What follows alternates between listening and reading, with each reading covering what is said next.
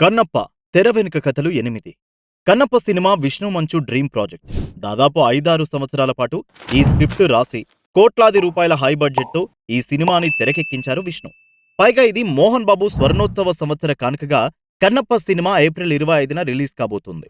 చరిత్రలో నిలిచిపోయే సినిమా కాబట్టి విష్ణు మంచు వారసులు ఈ సినిమాలో నటిస్తే బాగుంటుందనుకున్నారు. విష్ణు కుమారుడు మాస్టర్ అవ్రామ్ చిన్నప్పటి తిన్నడిగా నటించిన సంగతి తెలిసిందే. చిచ్చర పిడుగులా అవ్రామ్ నటించాడని ఇన్సైడ్ టాక్. అలాగే విష్ణు కుమార్తెలు అరియానా, వివియానా, ఐరా కూడా నటించారు.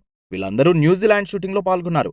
అయితే వీళ్ళ క్యారెక్టర్లు ఏంటనేది ప్రస్తుతానికి సస్పెండ్. అవ్రామ్ క్యారెక్టర్ కి సంబంధించి డాక్టర్ మోహన్ బాబు దగ్గరుండి ట్రైనింగ్ ఇచ్చి నటింపజేశారు.